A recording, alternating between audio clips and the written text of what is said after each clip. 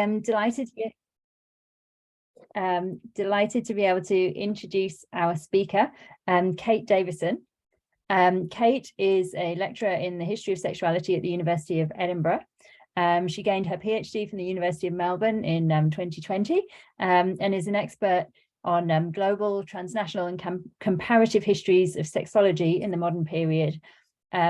She's published on the sciences, histories of emotion in post-war Europe and Australia, and her book, Aversion Therapy, Sex Psychiatry and the Cold War, was published by Cambridge University Press. So our session this evening is recorded. We will be turning the recording off when it comes to questions, but just so that people can catch up on Kate's talk if they're not able to join us this evening.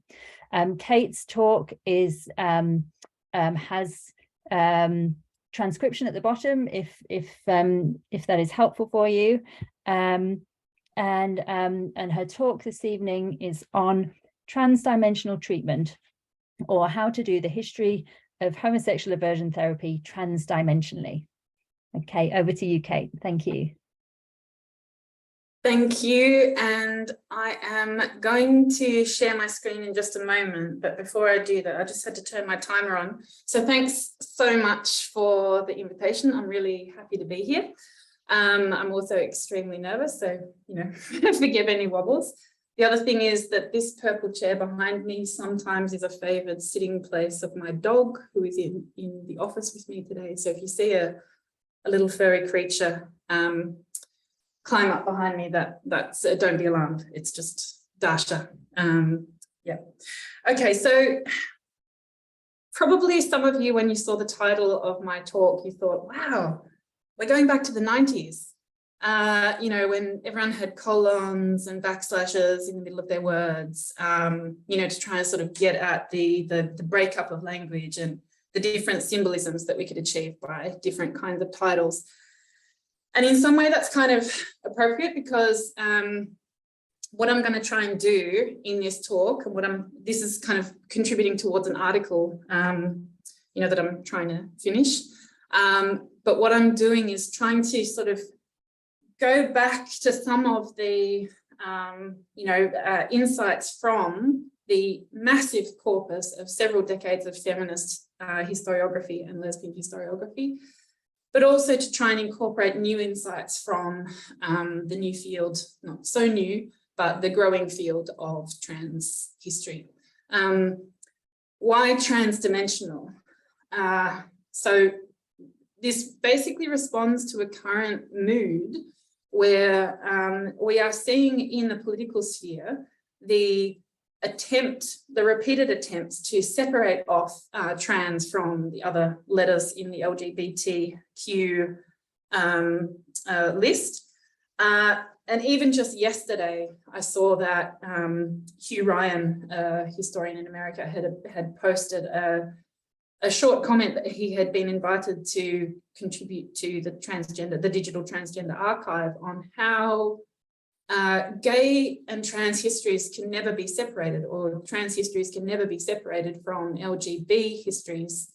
And this is something that I think everyone working in the space of the history of sexuality seems to kind of think this is as natural as breathing air. Of course you can't separate them, but it is surprising that it continues to be a point of contention at the kind of the edges, or in spaces that are adjacent to our profession. So one of the things that I want to do with this paper, or what I'm trying to do with the title of what I'm presenting today, is to try and sort of think about how if the current zeitgeist is about trying to reinscribe a binary as in distinction to trans categories, then I think that we can think of this also in kind of almost on a meta level, as harking back to the disagreements amongst sexologists across the 20th century between having categorical, i.e. binary,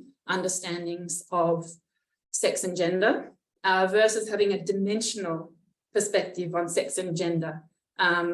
Dimensionality refers to the idea that there is a spectrum.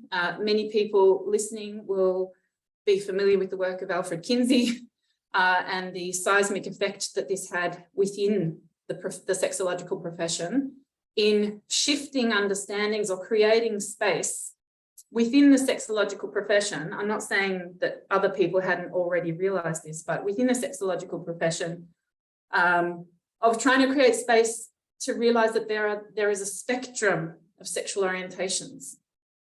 In the 70s, this was expanded further, or the 80s, this was expanded further by the theorist of bisexuality, Felix Klein, who created a much more three-dimensional perspective of sex and gender and sexual orientation in the first place.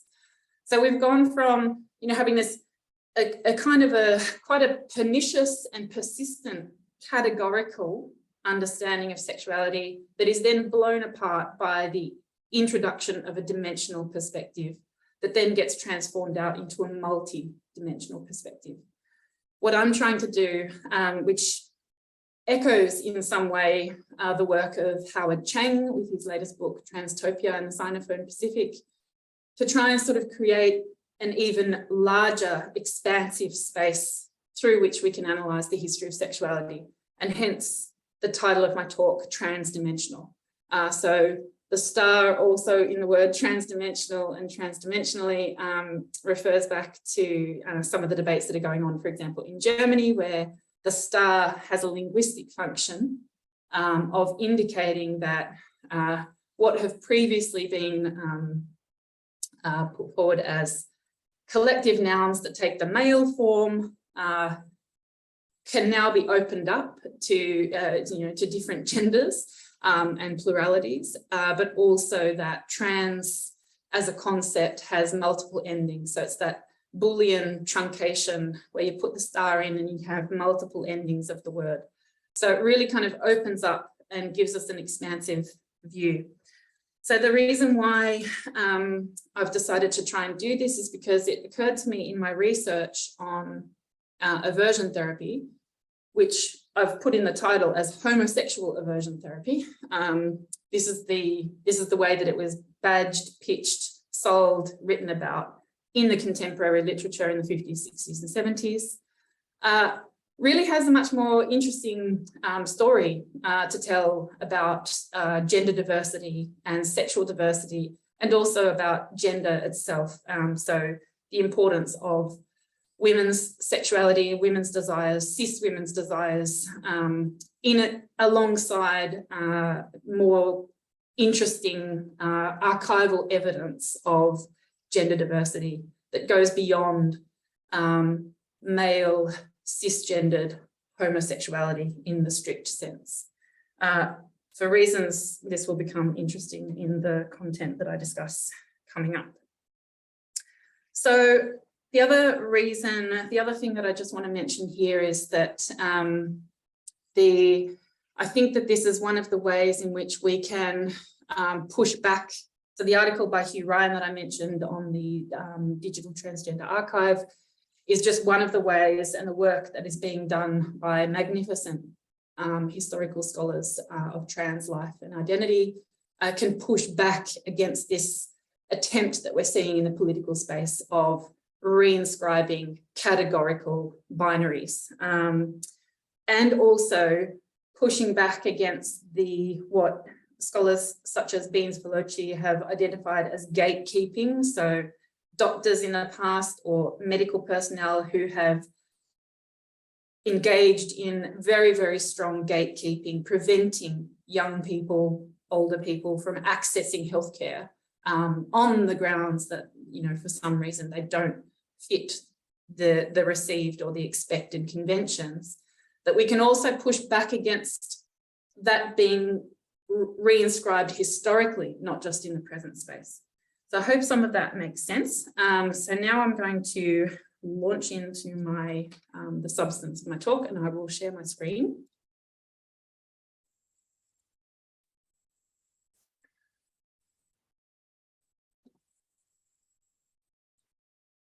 So hopefully you can all see that, and this part through the PowerPoint will be captioned. So Just before I move on, I also just want to pause here and say that I wanted to do this at the beginning, but I was nervous, so I forgot. But I do just want to pause and say that I'd like to dedicate my talk today to my friend Philippa Hetherington, who passed away recently. She was a brilliant, talented scholar of gender and sexuality in Russia, particularly Imperial Russia. Her magnificent work on sex work, trafficking and prostitution in the Russian Empire has really been groundbreaking. She was a brilliant colleague and an even better friend. And I just want to dedicate this to her. So thank you. Okay, so the picture that you see on the screen before you is from, this is a still image taken from a very, very short clip of footage that I found in the ABC archives in Australia. That's the Australian Broadcasting Corporation. And it's as I say, it's a very short clip. I think it's in fact only 42 seconds. But as you can see here, there is a practitioner of aversion therapy in the foreground. There is a patient sitting in the middle ground, and then in the very, very back, there is an image on the screen that is being projected. This is pretty much a classic sort of scene of aversion therapy.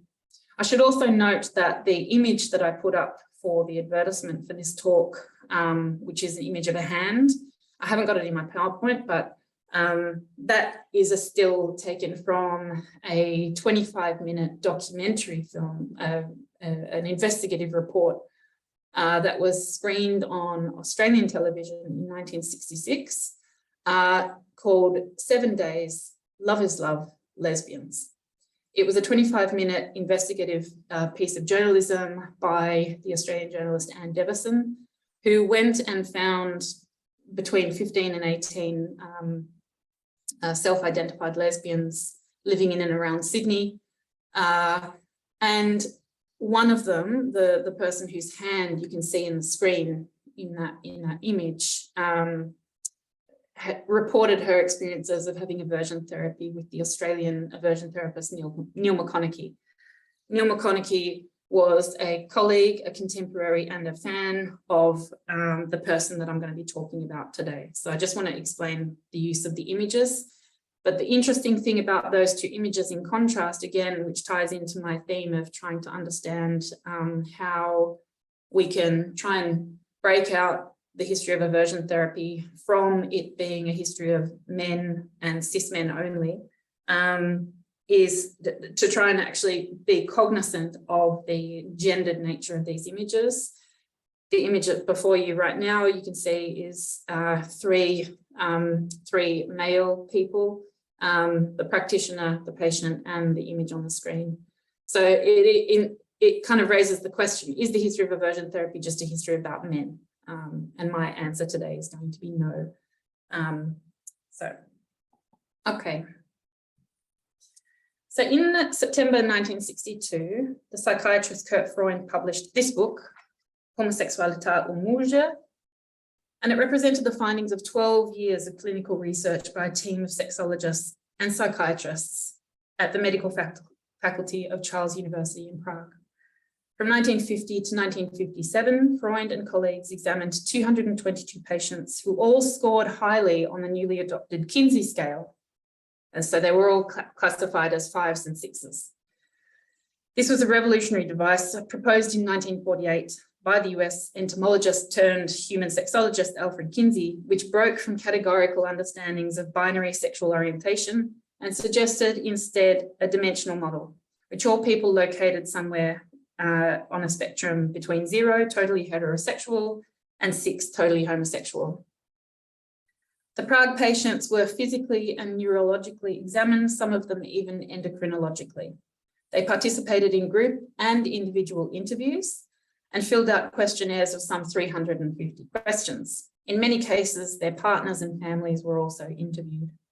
67 of them were also treated experimentally with aversion therapy between 1951 and 1953. Besides being required to keep a treatment diary, they were physiologically measured during treatment and were asked to return for follow-up examinations for many years afterwards. This research was carried out within a theoretical framework inspired by the work of Ivan Pavlov, which had been given predominant status across the Eastern Bloc. This framework posited that mental illness was a psychophysiological phenomenon. In this way, it rejected psychoanalytic theories as purely mind-focused and was very empirical. The research findings were published progressively in a series of papers between 1953 and 1961 in Czech, German, Russian, Spanish, and English. And the original Czechoslovakian monograph, which you see on the screen there, from 1962, was followed up by an author-authorized German edition in East Germany in January 1963, followed by a second edition in 1965. I should note that this was the only monograph on homosexuality published in East Germany until the 80s. So this research, which I refer to as the Prague experiment, became the largest, most sustained and methodologically cutting-edge clinical study of homosexuality conducted in early post-war Europe. Feminist and lesbian historians researching the history of medicine and pathologization of same-sex attraction have rightly called attention to the fact that most historical accounts tend to ignore the psychiatric and medical treatment of homoerotically attracted or gender non-conforming women. The vast majority of cases reported in the medical and psychiatric literature were ostensibly about cis men. It has been easy, therefore, to omit women caught up in the medical model. Recently, important work has been done in the British context to address this gap. Helen Spandler and Sarah Carr, for example, have unearthed the stories of at least 10 women who went through aversion therapy in the 1960s and 1970s in Britain, and they have published their results in The Lancet and in the History of Human Sciences journal.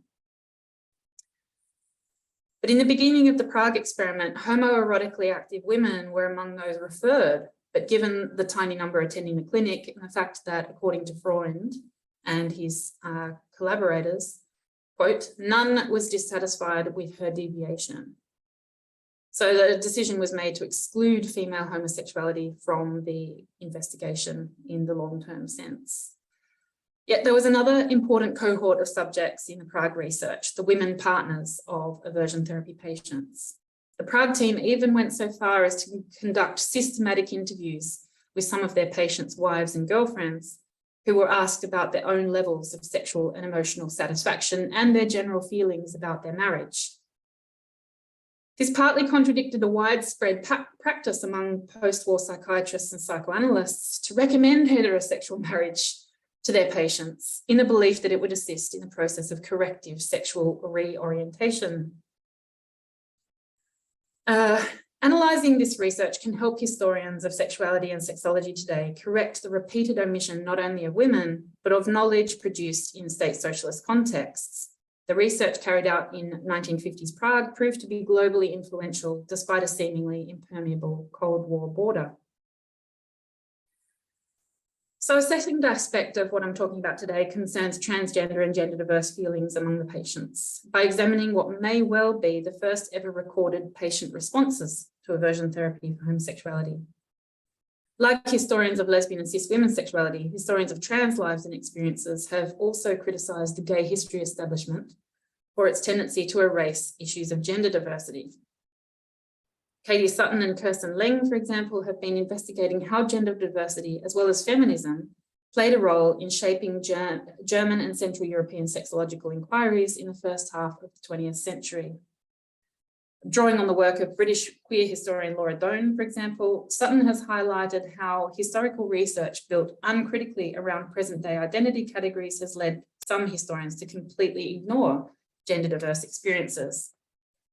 Many historians of sexuality and gender in the earlier decades of the field simply assumed that all gender nonconformists were simply earlier manifestations of gay or lesbian identities. And this is an idea, obviously, that has been roundly criticised in books by Jules Gill-Peterson, also by Kit Hyan, by Xavier Nunn, most recently in the Past and Present Journal, that there's this idea that or there was an idea that is thankfully now being broken apart that gender diversity was merely a manifestation of sexual orientation, binary sexual orientation. So in their published papers, the Prague researchers repeatedly emphasized that a vast majority of homosexuals would never seek the assistance of a doctor, being satisfied with their sexual feelings. Such people were, to quote Freud's colleague Karel Nedoma in 1950, not different from heterosexual people and would differ even less were it not for the moral and legal pressure of society. Women on the whole were less interested in treatment for homosexuality than men. Possibly, the researchers speculated, because female same-sex behaviours attracted less social and legal condemnation. But for 90% of the women who did seek help, and this is at the Sexological Institute, the door of which you can see on the screen there, and the building in the background is the psychiatric department of Charles University. But 90% of women who did come to the Sexological Institute seeking advice, the patient's wish was to, quote, remake herself so that she could live with the woman she loved, possibly with children. And for many of these people, this meant adopting masculine gender characteristics. In 1950, Josef Hunier, who was the director of the Sexology Institute, noted that some of his patients, quote, had a liking for masculine contemplation and considerable dispositions of it, and some were transvestites, not only with regard to the desire to walk in men's clothes, but, he said, for life.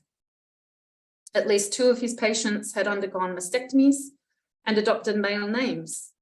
And this raises a different set of questions than merely categorising all such patients ahistorically as lesbians. In terms of patients who might at first be categorised as men or who were categorised as men in this research, there are similar discrepancies.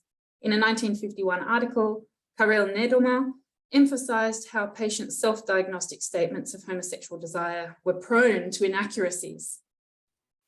He said, in their mental distress, patients would concoct psychological or physical symptoms. So men, quote, often endeavour to see some signs of femininity on their body, for example, female hips. Often they complain of an undeveloped small penis, which gradually shrinks, of fine and not masculine body construction. So the majority of cases at the Prague clinic, however, exhibited what he called perfect masculinity with practically no signs of female secondary characters and genitals. I want to pause for a moment here because this interaction reminds me of the work done by the historians I mentioned a moment ago, Jules Gill-Peterson, Kit Hyam, Xavier Nunn, and others, about the strategic engagement by trans people with the expectation of the medical establishment. And this refers to what Xavier Nunn calls the trans autobiographical arc. So there is a convention that is expected. There is a trans autobiography that patients seeking assistance for gender and sexual issues are expected to adopt a set or received script. They're supposed to be troubled, seeking help. The only thing that can help them is the doctor. And the doctors are supposed to feel like their medical prowess is being praised and their ego is being massaged, and they're the only ones that can help these people. Often that was in material terms correct, and I mentioned the gatekeeping earlier. But on the other hand, I think that particularly the research of Jules Gill-Peterson has shown that trans patients, and in fact, I would extend that to all patients seeking assistance at the Sexological Institute, were very, very savvy, and many of them may have been aware of the conventions of the stories that they were supposed to tell and the narratives they were supposed to tell, or they thought that it would be worth trying to kind of massage the issue or adopt a particular kind of narrative style in order to make their story more convincing and therefore receive the help that they needed. On the other hand, you have this kind of pushback from medical establishment. And in this case, in the case of Karel Nedoma, the article that I just mentioned from 1951, he does note, and I see this as fitting into the ideological struggle between a Pavlovian model and a Freudian model. What he says is that these patients, they come in and they've had some trickle-down psychoanalysis, and they start telling stories about how they hated their mother when they were growing up, or they felt particularly attached to their mother, because these are the kinds of narratives that they think that they need to tell. So you can see here that the geopolitical situation of the situation in Prague was also germane to the way that patients decided to narrate their life story.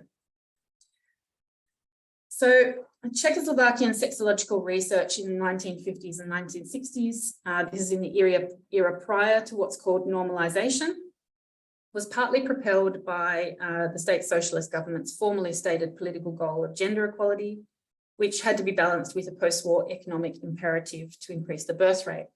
And I've benefited from the work of Katarzyna Lyszkova and her very, very excellent study of sexual politics and sexology in Czechoslovakia. Added to this were the more humanistic and therapeutic concerns of the practitioners. So the clinic at the Prague Institute of Sexology was a first port of call for people seeking help for a range of sexual problems, from anorgasmia to impotence, or simply dissatisfaction with their sexual relations. Same-sex desire represented only a minuscule proportion of complaints. There was, in fact, though, today I'm going to focus on an article from 1953. This is I just want to kind of give you this image. This is an image that was put in an article from 1957 by Kurt Freund, who was the leader of this research project. So this is a depiction of the aversion therapy apparatus, the setup. So this is very, very similar, if you remember, to this setup. So here is an actual drawing from 1957. This image is taken from some footage in 1970. Okay, so I'm going to be focusing on an article from 1953. You can see the details at the bottom there. But before I do that, I want to highlight that there was a longer tradition of clinical research into the trans phenomena, trans existence, trans identity, and also gender diversity in more generally. There was a book by Josef Hunier, as I mentioned, in 1946, which dealt with the issue of trans identity. There was also an article in 1946 by some researchers associated with the Charles University. They were from the Department of Neurology, which I'll quote from later, called A Case of Transvestism. There were articles from 1948, 1954. There was one in 1956 by Neduma, again, reporting on a 57-year-old seamstress, trans seamstress, and another one in 1957 on a 40-year-old married person who came into care, quote, at the intervention of his wife. So these are all, so the publications dealing with issues of gender diversity predate in many ways the 1950s. So this, I'm reminded of the work of Jules Gill-Peterson once again in talking about the trying to kind of use a historiographical strategy or a methodological strategy to get at trans lives prior to 1950. So in chapter 2 of her book, which is about, you know, she kind of puts forward the phrase before transsexuality. And it tries to kind of look at the stories that started coming in the 1940s and 1950s about adult patients, by adult patients who would narrate their own life story. So this is one of the ways that we can actually try and sort of start telling stories about the pre-war period. But again, the publications that were being produced in association with this project started much earlier than 1953. But the one I'm going to focus on is 1953 because this is the first full report of aversion therapy. So the first report on the aversion therapy experiment was reported the results from the first cohort of 32 patients. So I said at the beginning that there were 76 in total who were treated with aversion therapy. And this 1953 article reported on the first 32. So the paper also included an appendix of 21 detailed case histories. These case histories provide a rich source of data, which although mediated through the investigators, also include some verbatim quotes, indicating some of the deepest desires and feelings of the patients. In my view, many of these patients, if they were still living today, might adopt a trans identity, or they might not. So the cases included data based on 12 key inquiries. So I've listed these in translation on the screen. I don't expect anyone to really pay attention to reading them, but I just want to draw your attention to the ones at the beginning. So these are kind of 12 data points, and these were extracted from the questionnaires that the patients would fill out, but also based on the interview data. So these were kind of some of the significant points. So they were asked about their preference for when they were in preschool, whether they preferred playing with girls or boys, whether they preferred playing with girls' toys or boys' toys, or engaging in girls' activities or boys' activities. They were also asked about what kinds of work they preferred to do. Did they prefer to do domestic work, or did they prefer to do work that was associated with masculinity, going out, working in factories, offices, that kind of thing. But throughout this data gathering exercise, you can actually see, if we read the archives, we can actually see the kind of the tussle between the patient trying to tell their life story, or their vita sexualis, as Magnus Hirschfeld called it, trying to tell their life story, and then that being kind of like remolded into the needs of the experiment. Nevertheless, these appendices are really, really important sources of information for us. Okay. Only a small proportion of patients, I should note, sought treatment in connection with legal proceedings, and a more common factor was feelings of unhappiness, anxiety, social inferiority, loneliness, and depression. And 17 of these 21 patients reported having had suicidal thoughts. Sometimes such feelings of malaise were explicitly named, and in other cases, they can be deduced by the descriptions given by the patients. So one worker called age 41, called AD, sought treatment not for homosexuality, but due to the feelings of pressure it created at work. This patient reported having wished to be a woman since the age of 15. They described a mysterious seizure at the age of 23, which resulted in broken furniture around the home and a month-long stay in a psychiatric clinic. This patient was 1 out of 9 of 21 who expressed feelings about gender that we could today read through a trans lens. For 6 of them, this extended to dressing up in women's clothing from time to time, sometimes even from a very young age. One patient, BE, all the patients were given these letter numerals, which actually I think mimics the strategy used by both Magnus Hirschfeld and Havelock Ellis in their earlier work several decades before. So one patient, BE, who regretted not being a girl, had been dressing in women's clothing since the age of 8, or girls' clothing rather. How many others had similar feelings that were not expressed? How many of the patients had actually wanted to tell more about their experiences but didn't because of the autobiographical convention they were expected to conform to? One 38-year-old waiter, codenamed AS, had done so since the age of 10, and a 31-year-old clerk, AJ, since the age of 12, which enabled these patients to feel something akin to excitement. I should explain that a little bit. One of the questions in the questionnaire related to whether or not the patients, I guess in today's language, we would refer to it as autogynephilia. So whether or not these patients had developed erotic feelings about themselves when they were dressed in particular clothing. But these patients reported a feeling of excitement, which is different to what I think the researchers were really going for. On the other hand, one worker, aged 20, had never dressed in women's clothes, despite reporting having wished to be a girl, even at the preschool age.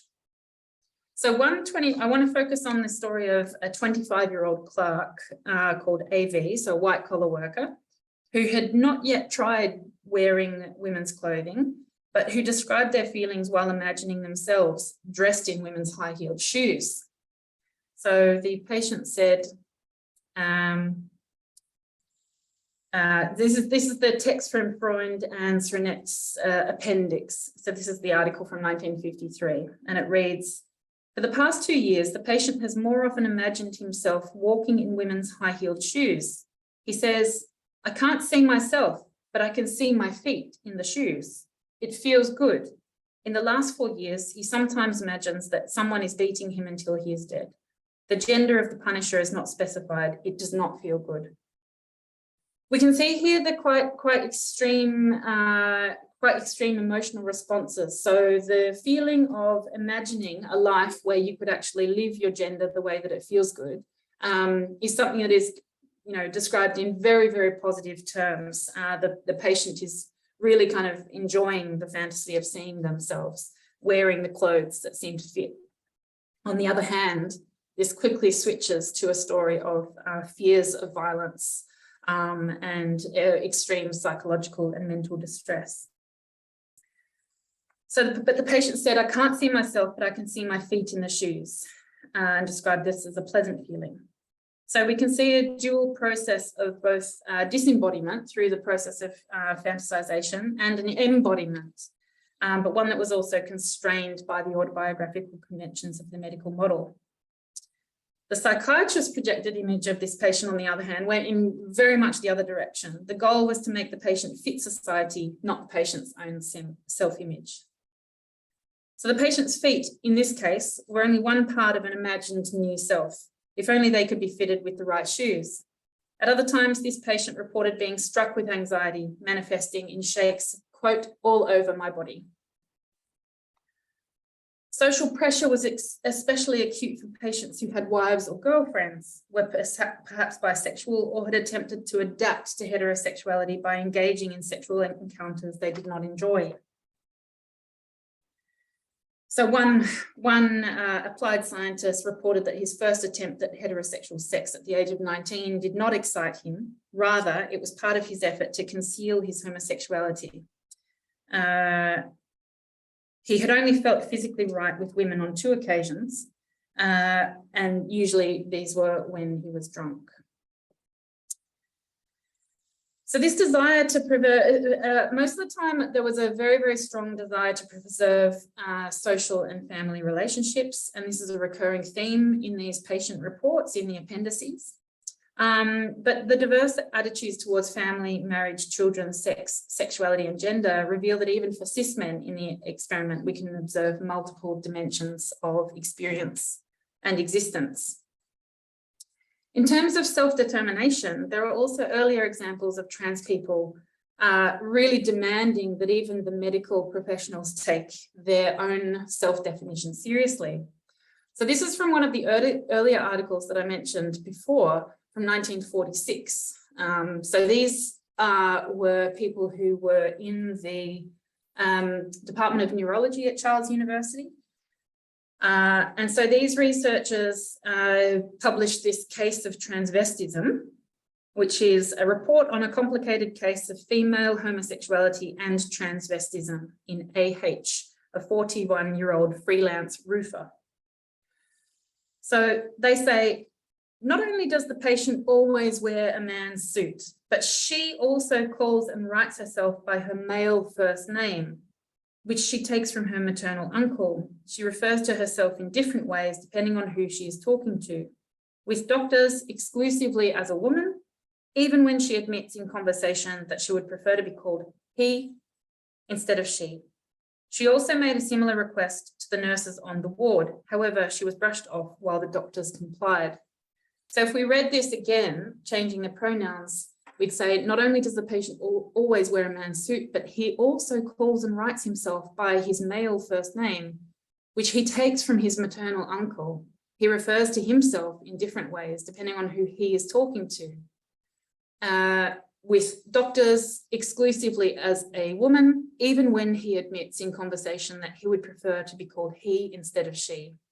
He also made a similar request to the nurses on the ward. However, he was brushed off while the doctors complied. We can see here that the patient is obviously, I mean, I don't like calling this person a patient, but the individual is really being very strategic about how they engage with the medical establishment. Clearly, there's an attempt to assert his own identity, but he also encounters pushback And so there's a process of negotiation and calibration. So what about the women? Out of the patients who attended the clinic in Prague in the early 1950s to receive aversion therapy, 12 achieved some degree of sustained heterosexual adaptation lasting 2 years or more. Out of these 12, 3 were already married at the time of treatment, and the remaining 9 married after aversion therapy treatment. By contrast, none of the patients who remained unmarried after treatment sustained any degree of adaptation beyond a few months. This led Freund and his colleagues to hypothesize that there may be some link between marriage and longer-term heterosexual adaptation. They suspected, however, that for most of the 12 patients with sustained adaptation, this consisted merely in the fact that they had all, quote, learnt to have intercourse without previous stimulation by the, for them, erotic object.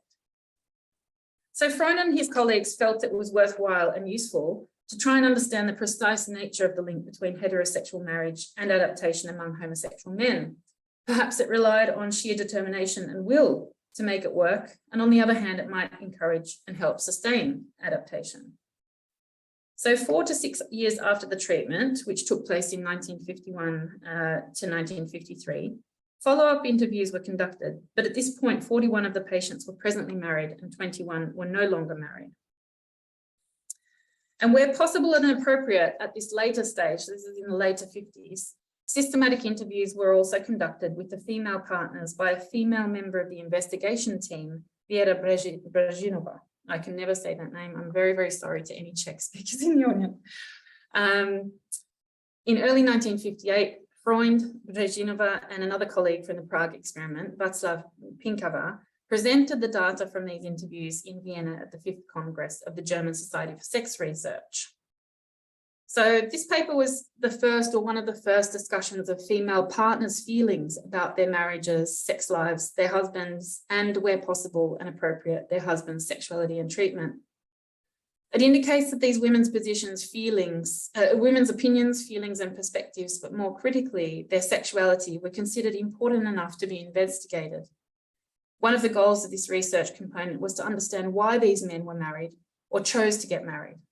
They noted that many homosexual or homoerotically active men married in an attempt to fulfill or reflect social norms or to free themselves from the sorrows engendered by their sexual orientation.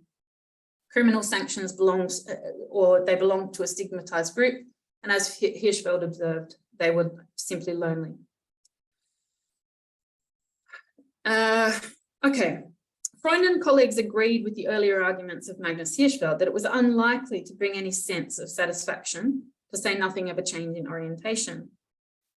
Okay, but what information was collected at the interviews with both the patients and the wives? Basic information was collected, such as the length of the marriage, the frequency of intercourse, whether the patient and his wife lived together at the time of the interviews, and if not, whether the marriage had been terminated. Beyond these basic facts, interviewees were asked how they felt about their marriages, whether their spouse was a good parent, if relevant, their levels of sexual satisfaction, and their levels of happiness within the marriage overall. Responses were organized into 4 levels: happy, satisfied, unsatisfied, and unhappy.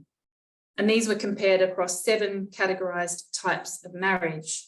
So first of all, and they did a sort of a sketch of these 7 different types of marriage, which you can see on the right-hand side of the screen.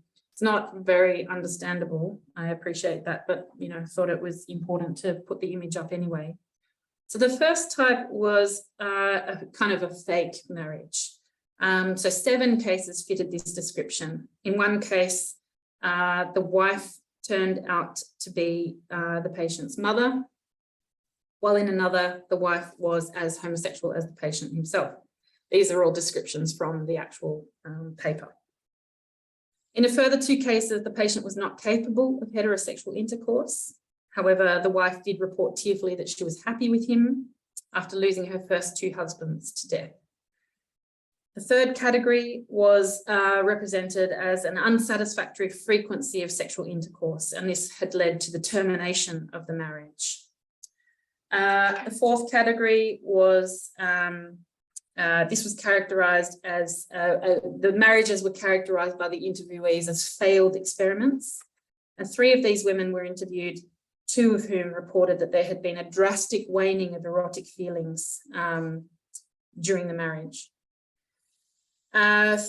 13 marriages were characterized by a couple of years of initial satisfaction and then a drop off after a period of time. Another category was where this, satisfaction had lasted for a little bit longer, up to 5 years. And then finally, in 16 marriages, which was the highest number in any category, the frequency of sexual intercourse based on statements of both patients and some wives was not unusual or low. In this category, 4 of the marriages were even identified as happy. So the researchers felt that based on the statements of the patients, the 2 women in this satisfied happy category that had not been interviewed seemed to be very fond of their husbands. They further noted that 3 other women described their husbands in similarly positive terms. So the interviewed women were also asked about their motivations for marrying their husbands. Some said they simply wished to be married. The rest stated that love was their motivation, and all of the women said that starting a family was a further core motivation. I also note that there is a researcher who is currently conducting some at Sheffield University, Diana, I hope that this person is in the audience and can tell me their last name, I've just momentarily forgotten it, who is started a PhD project interviewing women who in the past were married to men who later came out as gay, which I think is a very close crossover with this research. So how did this all play out? It is interesting that these researchers in Prague were even interested in women's sexuality and their levels of satisfaction with the husbands who were part of the study. There were certain levels of uncertainty about whether or not marriage really could play a role in assisting these patients with heterosexual adaptation.